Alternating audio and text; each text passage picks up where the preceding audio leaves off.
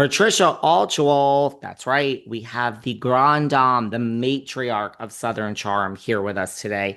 This From the Vault series has it has legs actually. So everyone seemed to love. Who did we have from the vault? We had Juicy Joe, Kathryn Dennis, Claudia Jordan, Jackie Goldschneider. Well, today we have a From the Vault, Patricia Altschul. Never, and I mean never before heard chat with Patricia Altschul. Never before heard. The only people that have heard this are me and Patricia and maybe Whitney, because he was in the room. He was coming and going in the house. I mean, Whitney's got to do what he's got to do. Other than me and Patricia, and probably Whitney, no one has heard this chat. This was recorded not even so long ago, but at a prior time before her beloved butler passed away, Michael. So, RIP Michael. He was such a huge part of the show. We talk about that. We talk about Kathyrn. We talk about Cameran Eubanks. Anyone want Cam back as much as I do? Obviously, we talk about the boys. We talk about JT, but Craig and Austen and Shep. And the show is just so different now, right? We have Southern hospitality. So this was recorded. This is a From the Vault, never before heard. My voice is cracking. Never before heard chat with Patricia Altschul. I have wanted Patricia on this podcast for decades. I haven't even done this for decades. I've only done this for years. I think I've wanted her on the podcast for about 6 years since my second episode. So we are continuing this. Seems to be a hit. This From the Vault. This is never before been heard. A chat with Patricia Altschul recorded at a prior time. So kick back, relax, and enjoy this chat with, I think, the best cast member of Southern Charm, Miss Patricia Altschul. Hey everyone, this is David. Welcome back behind the velvet rope. Let's just get right into it today because we are joined by the one, the only Patricia Altschul. Hi, David. What is going I'm on? thrilled to be here. Thank you so much for inviting me. Oh my God, thank you for being here. I mean, how are things going today in Charleston for you? Everything is going great except that we have, and I shouldn't even complain about it because it's 40 degrees. And my gardener, who's from Mississippi, told me that they had snow in Mississippi and Alabama. So I won't say Wow. anything. I won't complain, although for us, this is a cold snap.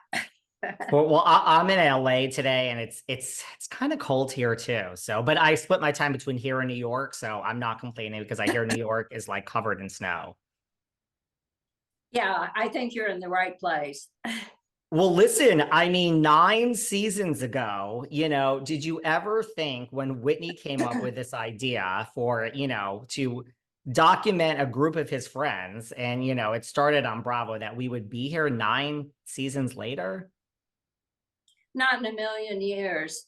First of all, I never heard of Bravo. And Whitney had done, although people don't realize this, he had done um, many documentaries that had been in festivals, and he did Ultra Suede in Search of Halston, which was sold to Showtime, and it was kind of a big thing. And Sarah Jessica Parker did the opening with him in New York. So I thought, oh, this is going to be some little sizzle reel dinky do that, and I'll just play along with it, as the dutiful mother.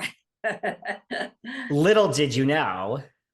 Little did I know. Yeah, I mean, I'm happy for him, and he's worked on other. He has sold a couple of other shows, which I guess I'm not allowed to talk about. But people think that Whitney doesn't work, but I'm still working here at 100 years old. I'm still working. I get it. I mean, how was this first presented to you? Like it was it started as about a group of friends in their 20s and 30s. Like, were you supposed to be such a big part of the show when it started? And did you have any reservations about, or did Whitney have to convince you to kind of be on camera and join this? Well, he had to convince me, and I said, there's such an age disparity, and it's so silly. And what can I do?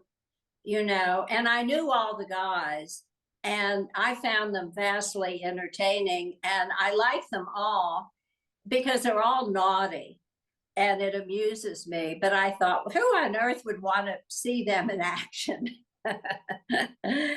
And it kind of ended up that it's like the Housewives, only with Southern reprobates, shall we say. Totally. Do you have a high, just like one memory that stands out as just like one of the best things, that you can remember from being part of this show?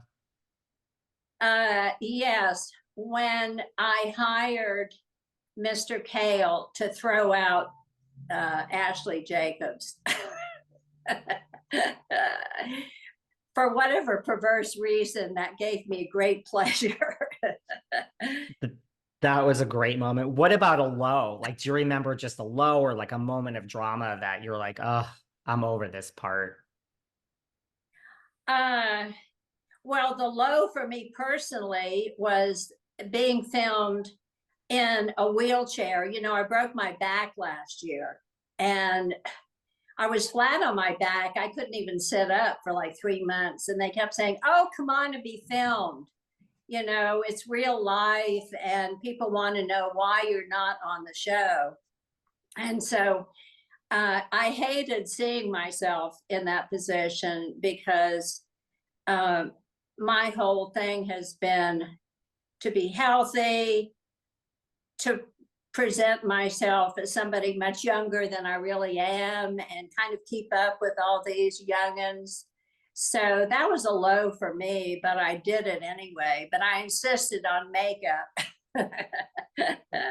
Well, you do keep up with all these youngins. I mean, we've seen over the 9 seasons, listen, Whitney has been tied to Kathyrn and Naomie. He just got pictures sexted to him this past season from Taylor. How is Whitney's dating life these days, Patricia? Well, he's very private. And let me go back. Let me discuss these kind of individually. First of all, he has had some serious relationships that he won't show on the show, and I think he's smart not to. In fact, he's had a long-term on and off relationship with a European woman who is here right now. And, but you'll not see her on the show or see them up on Instagram or anything. But I'll be blunt with Kathyrn, it's like if you present yourself on a silver platter sexually to most guys, they're not going to turn you down. I mean, there was never any. She told a lot of lies about living here and about how he wanted to buy her clothes and I would have breakfast with her. That never happened. That was like a one-time sleepover. I found all of her clothes in that big pile, in Whitney's bedroom. And we put them in a garbage bag and Michael took them to her car and put them in her car. Naomie was a different story. I like Naomie enormously. I thought she was great on the show. But their relationship, and they were always friends, and I've always been friends with Naomie, but they both lost their fathers at the same time. And she was really a comfort to Whitney, and they bonded and helped each other get over that loss. And that was the basis for their relationship. And they still talk and they still have dinner.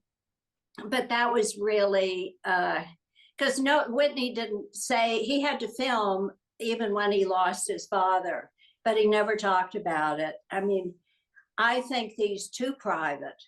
I think he should, maybe he's smarter than I am because I just say whatever I think and whatever pops out of my mouth. That's why we love you. Well, he's probably seen, like, Shep has lots of relationships on the show. Craig, Austen, he probably sees what happens sometimes with these relationships when on the show. And he's probably like, I'm going to protect these relationships. Yeah, he's very cagey. And of course, what people don't understand is that Whitney actually owns this house. I sold this house to Whitney, and it's large enough so that there's a wing in the back with a staircase and several exits. So I never know who comes and goes for the most part. But when I lost Michael, there's another house here on the property. And Whitney decided to take that over and make it his office.